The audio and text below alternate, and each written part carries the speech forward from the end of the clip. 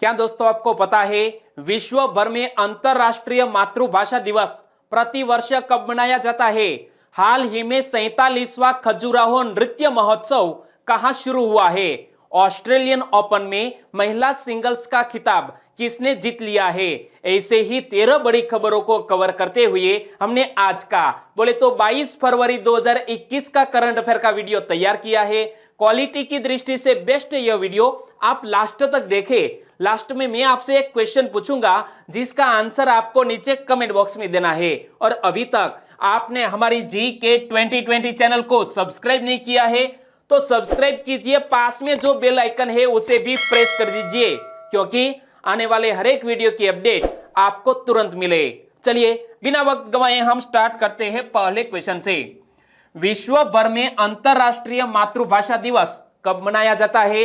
विश्व भर में अंतरराष्ट्रीय मातृभाषा दिवस मनाया जाता है 21 फरवरी को, यानी कि कल ही 21 फरवरी को अंतरराष्ट्रीय मातृभाषा दिवस मनाया गया। और इस मातृभाषा दिवस से जुड़े हुए और भी क्वेश्चन बन सकते हैं, उनके बारे में भी हम चर्चा कर ले। अंतरराष्ट्रीय मातृभाषा दिवस मनाने का उद्देश्य क्या है?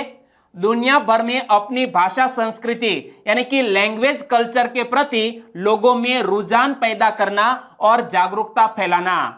और वर्ष 1999 में मातृभाषा दिवस मनाने की घोषणा किसके द्वारा की गई थी? यूनेस्को द्वारा यह अंतरराष्ट्रीय मातृभाषा दिवस मनाने की घोषणा वर्ष 1999 में की गई थी। और पहली बार अंतरराष्ट्रीय मातृभाषा दिवस कब मनाया गया? पहली बार अंतरराष्ट्रीय मातृभाषा दिवस मनाया गया वर्ष 2000 में। इंटरनेशनल मदर लैंग्वेज डे कब मनाया जाता है? 21 फरवरी को। और यहां आपके सामने जो इमेज रखी जाती है वो भी दोस्तों इसी क्वेश्चन से जुड़ी हुई होती है और इसीलिए इमेज पर भी आपका ध्यान होना चाहिए। और इस वर्ष 21वां अंतरराष्ट्रीय मातृभाषा दिवस मनाया जा रहा है। और अंतरराष्ट्रीय मातृभाषा दिवस के इतिहास की बात करें तो इनसे जुड़ी एक महत्वपूर्ण घटना है जो बांग्लादेश से जुड़ी हुई है, वो भी मैं आज आपको बता रहा हूं। देखो 21 फरवरी 1952 के दिन ढाका यूनिवर्सिटी के विद्यार्थियों तथा कुछ सामाजिक कार्यकर्ताओं ने अपनी मातृभाषा का अस्तित्व बनाए रखने के लिए एक विरोध प्रदर्शन किया था। और यह विरोध प्रदर्शन बेहद शीघ्र एक नरसंहार में परिवर्तित हो गया जब तत्कालीन पाकिस्तान सरकार की पुलिस ने प्रदर्शनकारियों पर गोलियां बरसा दी और इस हादसे में 16 व्यक्तियों की मौत हुई थी। और भाषा के इस बड़े आंदोलन में शहीद हुए व्यक्तियों की याद में 1999 में यूनेस्को ने पहली बार अंतरराष्ट्रीय मातृभाषा दिवस मनाने का ऐलान किया था। और यूनेस्को की बात करते हैं तो दोस्तों यूनेस्को और महत्वपूर्ण भाषा से जुड़े और भी 2 क्वेश्चन बन सकते हैं। यूनेस्को के अनुसार विश्व भर में कितने भाषा बोली जाती है? विश्व भर में तकरीबन 6000 भाषाएं बोली जाती है। और वर्ष 1961 की जनगणना के अनुसार हमारे भारत देश में कितनी भाषा बोली जाती है? 1652 भाषा बोली जाती है। और यह आंकड़ा है वर्ष 1961 की जनगणना का। और इनमें से 42.2 करोड़ व्यक्तियों की मातृभाषा हिंदी है, तो यह फैक्ट भी याद रख लीजिए।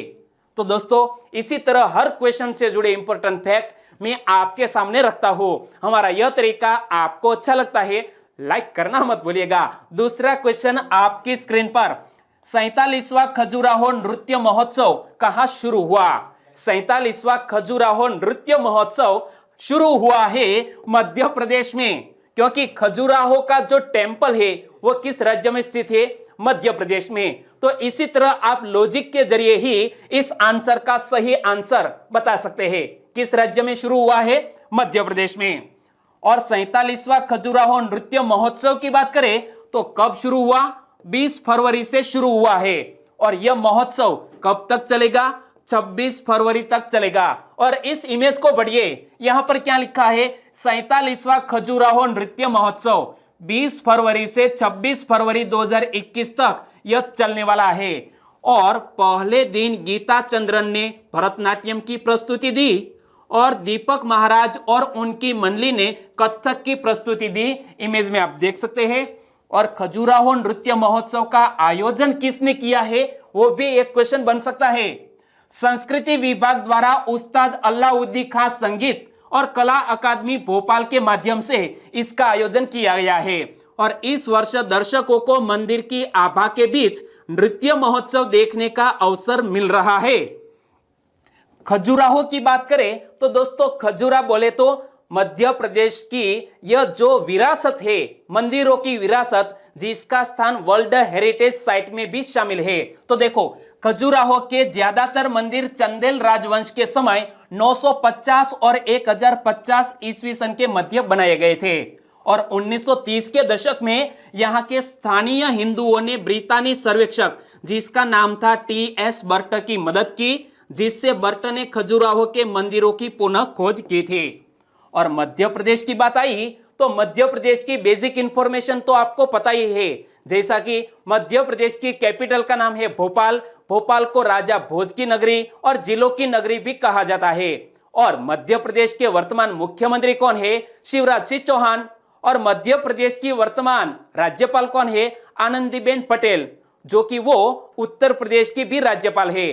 तो इनके साथ दोस्तों मध्य प्रदेश से जुड़े हुए और भी क्वेश्चन आज मैं बताना चाहूंगा। मध्य प्रदेश में नर्मदा नदी की लंबाई कितनी है? 1077 किलोमीटर।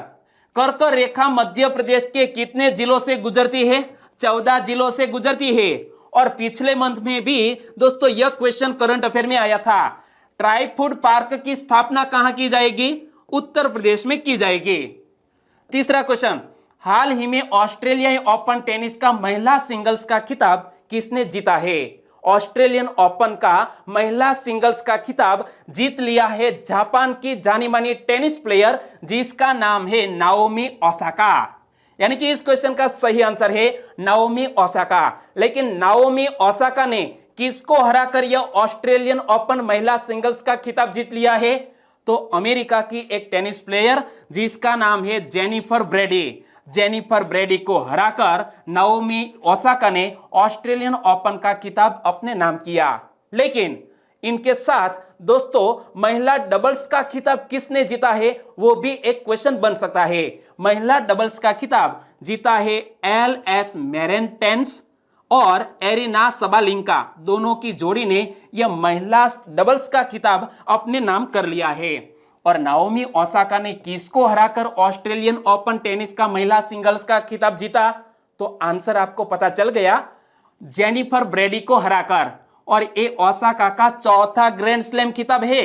खिताब जीतने के बाद ओसाका विश्व रैंकिंग में तीसरे से दूसरे स्थान पर आ गई है। और नाओमी ओसाका किस देश की स्टार टेनिस प्लेयर है? जापान देश की। और जो दोस्तों रनर्स अप रही जिसका नाम है जेनिफर ब्रेडी। जेनिफर ब्रेडी किस देश की टेनिस प्लेयर है? अमेरिका की। और महिला डबल्स का खिताब किसने जीत लिया है?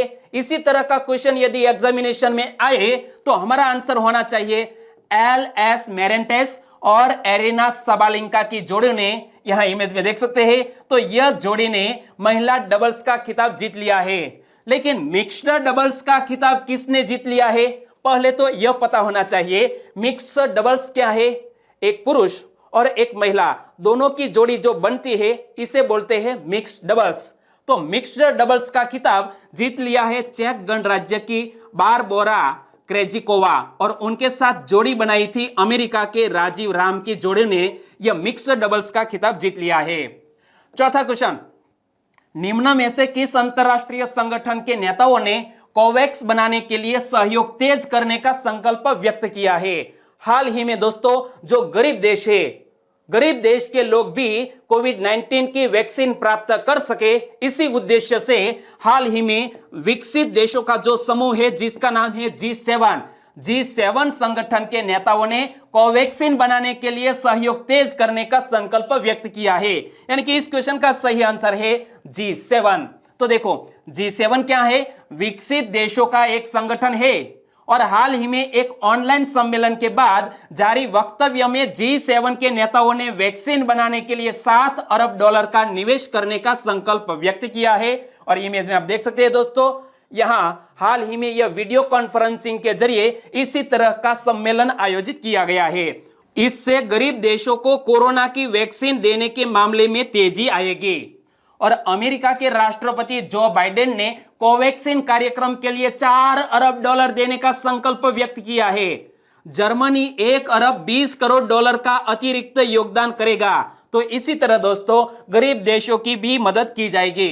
पांचवा क्वेश्चन, स्मार्ट आंगनवाड़ियों का निर्माण कहां किया जाएगा? स्मार्ट आंगनवाड़ियों का निर्माण किया जाएगा हमारे देश में सर्वाधिक दोस्तों साक्षरता वाला राज्य केरल, और केरल में ही स्मार्ट आंगनवाड़ियों का निर्माण किया जाएगा। यानी कि इस क्वेश्चन का सही आंसर है केरल। केरल सरकार ने पारंपरिक आंगनवाड़ियों को बेहतर सुविधाओं के साथ स्मार्ट आंगनवाड़ियों में बदलने के लिए 9 करोड़ रुपए की मंजूरी भी दी है। और स्मार्ट आंगनवाड़ी योजना के तहत महिलाओं और बाल विकास विभाग ने राज्यों की कितने आंगनवाड़ियों को नए भवनों के निर्माण की अनुमति दी है? तकरीबन केरल में 48 इस तरह के आंगनवाड़ियों के नए भवन बनाए जाएंगे। और आंगनवाड़ियों को स्मार्ट बनाने का उद्देश्य क्या है? बच्चों के लिए और अधिक बाल सुलभ बनाना। जी हां दोस्तों, इमेज में आप देख सकते हैं इसी तरह की दोस्तों एक बहुत ही अच्छी आंगनबाड़ी बच्चों के लिए निर्मित की जाएगी। तो उद्देश्य है बच्चों के लिए और अधिक बाल सुलभ आंगनबाड़ी बनाना, और इस तरह इन सुविधाओं से बच्चों के मानसिक और शारीरिक विकास को भी बढ़ावा मिलेगा। और यहां जब आंगनवाड़ी योजना की बात आती है तो यह एक प्रकार का ग्रामीण बाल देखभाल केंद्र है जो भारत सरकार द्वारा वर्ष 1975 में शुरू किया गया था। तो यहां से एक और क्वेश्चन बन सकता है, आंगनवाड़ी योजना की शुरुआत केंद्र सरकार ने कब की थी? 1975 में। और यह योजना एकीकृत बाल विकास सेवा कार्यक्रम के तहत चलती है, और यह कुपोषण का मुकाबला करने के लिए बेहद उपयोगी भी है।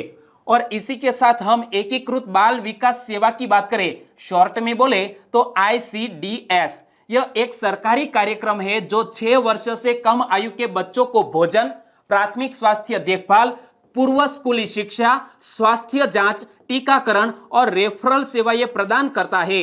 और ICDS को 1975 में लॉन्च किया गया था। और जब यहां स्मार्ट आंगनवाड़ी बनाने जा रही है केरल सरकार, तो केरल की कैपिटल का नाम क्या है? तिरुवनंतपुरम। केरल की मुख्य भाषा है मलयालम। केरल के वर्तमान राज्यपाल है आरिफ मोहम्मद खान, और केरल के मुख्यमंत्री है पिनराई विजयन। और शांत घाटी भी स्थित है केरल राज्य में। क्लियर? छठा क्वेश्चन, हर साल विश्व पेंगोलिन दिवस कब मनाया जाता है? प्रति वर्ष विश्व पेंगोलिन दिवस मनाया जाता है फरवरी के तीसरे शनिवार को। यानी कि इस क्वेश्चन का सही आंसर है फरवरी के तीसरे शनिवार को यह विश्व पेंगोलिन दिवस मनाया गया। यानी कि इस क्वेश्चन का सही आंसर है दोस्तों फरवरी का तीसरा शनिवार। लेकिन इसी साल फरवरी का तीसरा शनिवार कब था? 20 फरवरी को। और इसीलिए इस वर्ष 20 फरवरी को वर्ल्ड पेंगोलिन डे मनाया गया। 2021 में 20 फरवरी 2021 को वार्षिक विश्व पेंगोलिन दिवस मनाया गया। यहां दोस्तों 21 आएगा, ओके। और यह आयोजन का 10वां संस्करण है। विश्व पेंगोलिन दिवस मनाने का उद्देश्य क्या है?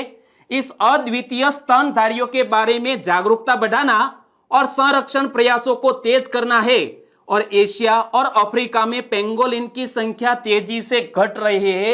इसकी वजह भी मैंने आपको बताई थी, क्योंकि चीनी लोग है ना, वो अपने दोस्तों भोजन में भी पेंगोलिन का मांस खाते हैं, और इसीलिए पेंगोलिन की जो जनसंख्या है वो तेजी से घट रही है। और पेंगोलिन के मांस की कीमत भी चौंकाने वाली है। तकरीबन 1 किलो मांस की कीमत है 15 से 20 हजार रुपये।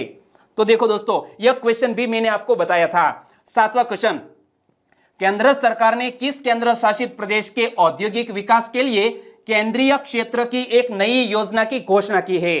केंद्र सरकार ने हाल ही में जम्मू कश्मीर हमारे केंद्र शासित प्रदेश के औद्योगिक विकास के लिए केंद्रीय क्षेत्र की एक नई योजना की घोषणा की है। यानी कि इस क्वेश्चन का सही आंसर है जम्मू कश्मीर। और यहां औद्योगिक विकास के लिए केंद्रीय क्षेत्र की एक नई योजना की बात करें तो इस योजना के लिए कितने करोड़ रुपए का प्रावधान किया गया है? जम्मू कश्मीर के लिए तकरीबन 28,400 करोड़ रुपए का प्रावधान किया गया है। और ये योजना कब से शुरू हो जाएगी? इसी साल 1 अप्रैल से शुरू हो जाएगी। और यह योजना कब तक प्रभावी रहेगी? 31 मार्च 2037 तक यह योजना जम्मू कश्मीर के लिए प्रभावी रहेगी। और इस योजना का मुख्य उद्देश्य क्या है? रोजगार का सृजन करना।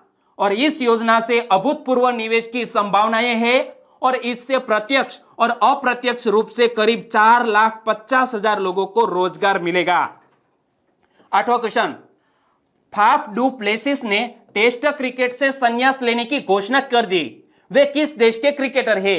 इमेज में देख सकते हैं, नाम है फाफ डू प्लेसिस और वो साउथ अफ्रीका के एक जाने माने क्रिकेटर है जिन्होंने हाल ही में टेस्ट क्रिकेट से संन्यास लेने की घोषणा की है। यानी कि इस क्वेश्चन का सही आंसर है साउथ अफ्रीका। दक्षिण अफ्रीका के पूर्व कप्तान फाफ डू प्लेसिस ने टेस्ट क्रिकेट से संन्यास लेने की घोषणा कर दी है और 36 वर्षीय डू प्लेसिस ने नवंबर 2012 में टेस्ट क्रिकेट में अपना सफर शुरू किया और सबसे लंबे प्रारूप में कुल 69 मैच भी खेले। और फाफ डू प्लेसिस ने अपने टेस्ट करियर में 40.02 की औसत से 4,163 रन बनाए, जिसमें 10 शतक और 21 अर्धशतक भी शामिल है। 9वां क्वेश्चन, हाल ही में पुगलूर त्रिचूर विद्युत पार्षण परियोजना राष्ट्र को किसने समर्पित की है? नाम थोड़ा डिफिकल्ट है। पुगलूर त्रिचूर विद्युत पार्षण परियोजना राष्ट्र को समर्पित की है हमारे देश के प्रधानमंत्री नरेंद्र मोदी जी ने। यानी कि इस क्वेश्चन का सही आंसर है प्राइम मिनिस्टर नरेंद्र मोदी जी ने वीडियो कॉन्फ्रेंसिंग के जरिए राष्ट्र को समर्पित की इस योजना को। तो प्रधानमंत्री नरेंद्र मोदी ने वीडियो कॉन्फ्रेंसिंग के माध्यम से केरल में बिजली और शहरी क्षेत्र की कई महत्वपूर्ण परियोजनाओं का उद्घाटन किया और आधारशिला भी रखी और इसमें शामिल थी यह पुगलूर त्रिचूर विद्युत पार्षण परियोजना। तो हमारे प्रधानमंत्री ने पुगलूर त्रिचूर विद्युत पार्षण परियोजना राष्ट्र को समर्पित की। तकरीबन 5,070 करोड़ रुपए की लागत से निर्मित इस परियोजना से त्रिचूर जिला केरल का एक बड़ा बिजली केंद्र बन जाएगा। राज्य की बढ़ती ऊर्जा जरूरतों को पूरा करने में इसकी महत्वपूर्ण भूमिका होगी, जिसका उद्घाटन यानी कि लोकार्पण किया है हमारे देश के प्रधानमंत्री ने। और प्रधानमंत्री ने कासरगोड सौर ऊर्जा परियोजना भी देश को समर्पित की। इसे राष्ट्रीय सौर ऊर्जा मिशन के तहत विकसित किया गया है। प्रधानमंत्री ने अरुविकारा में जल शोधन संयंत्र का भी उद्घाटन किया, इससे वहां पेयजल आपूर्ति बढ़ेगी। तो इसी तरह महत्वपूर्ण परियोजना की आधारशिला रखी या तो उद्घाटन किया है हमारे प्रधानमंत्री ने केरल राज्य में। 10वां क्वेश्चन, हाल ही में अंतरराष्ट्रीय सौर गठबंधन ने कौन सी योजना बनाई है? इंटरनेशनल सोलर अलायंस ने हाल ही में एक योजना बनाई है। योजना का नाम है विश्व सौर बैंक लॉन्च करना। जी हां, यानी कि इस क्वेश्चन का सही आंसर है विश्व सौर बैंक लॉन्च करने की बात हमारे इंटरनेशनल सोलर अलायंस ने की है। तो इनसे जुड़ा हुआ एक और क्वेश्चन बन सकता है, अंतरराष्ट्रीय सौर गठबंधन यानी कि इंटरनेशनल सोलर अलायंस ने कब विश्व सौर बैंक को लॉन्च करने की योजना बनाई है? नवंबर 2021 में। और नवंबर 2021 में क्यों? क्योंकि ग्लासगो में संयुक्त राष्ट्र जलवायु परिवर्तन सम्मेलन यानी कि COP26 का आयोजन ग्लासगो में होने वाला है और इसी अवसर पर दोस्तों अंतरराष्ट्रीय सौर गठबंधन द्वारा इसी तरह की विश्व सौर बैंक बनाने की योजना की गई है। और विश्व सौर बैंक का मुख्यालय कहां स्थापित किए जाने की उम्मीद है? हमारे भारत देश में ही विश्व सौर बैंक का शायद हेडक्वार्टर होगा। और इंटरनेशनल सोलर अलायंस का भी हेडक्वार्टर हमारे हरियाणा के गुरुग्राम में स्थित है। हमारे एक सब्सक्राइबर फ्रेंड ने पूछा था कि सर इंटरनेशनल सोलर अलायंस का हेडक्वार्टर गुरुग्राम में स्थित है, लेकिन गुरुग्राम किस राज्य में? हरियाणा राज्य में। ओके। और यह पहला बहुपक्षीय विकास बैंक यानी कि MDB होगा जिसे भारत में स्थापित किया जाने वाला है। और WSB ने अगले 10 वर्षों में इंटरनेशनल सोलर अलायंस के सदस्य देशों को लगभग $50 बिलियन देने की योजना बनाई है। और विश्व सौर बैंक क्यों लॉन्च किया जाएगा?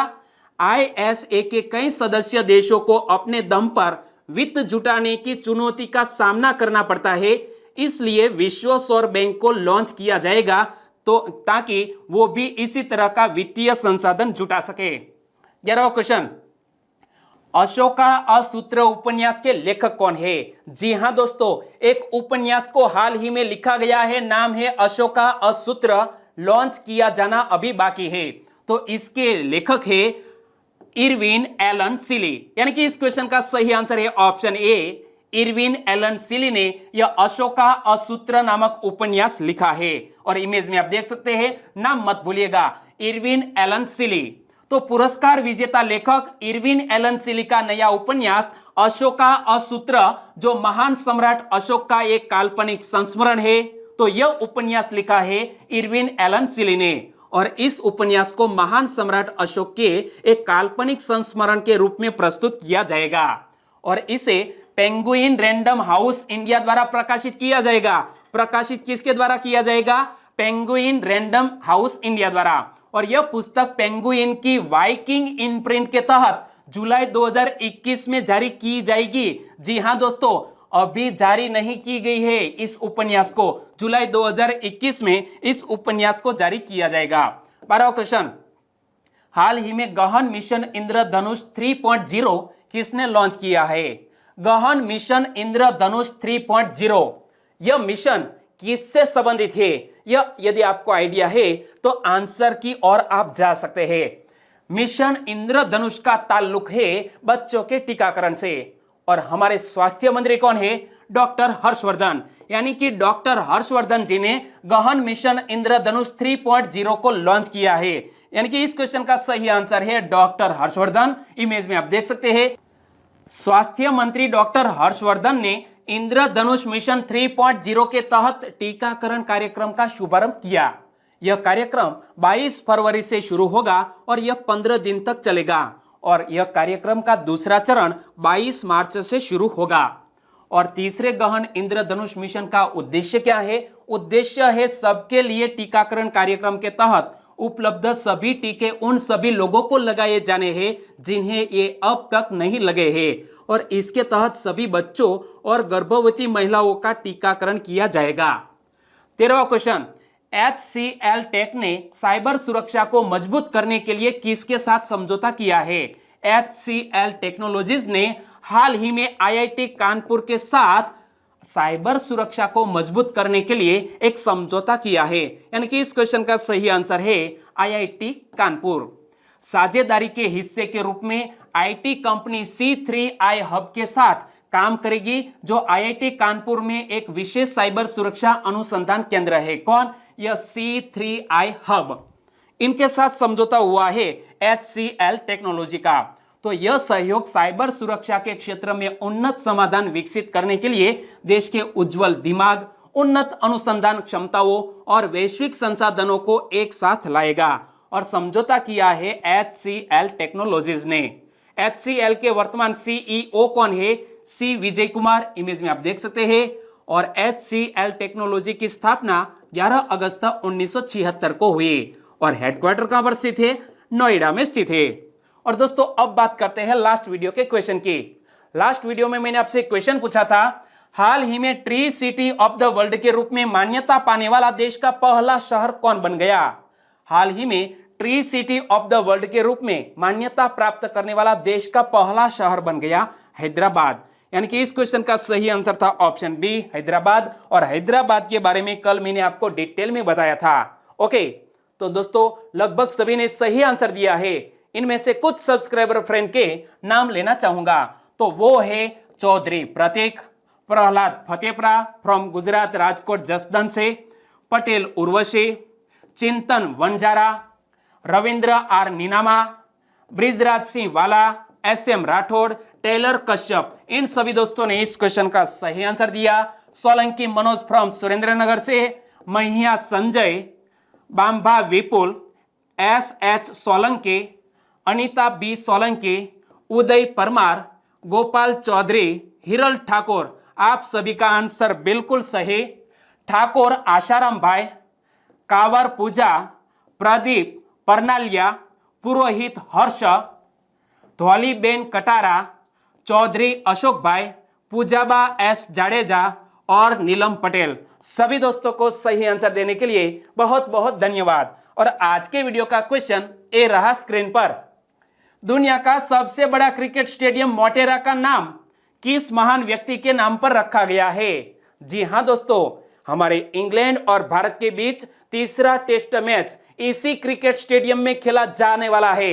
तो सही ऑप्शन चुनिए और आंसर बताइए नीचे कमेंट बॉक्स में। और दोस्तों, इस क्वेश्चन से जुड़े और भी क्वेश्चन मैंने कल आपको करंट अफेयर वीडियो में बताए थे।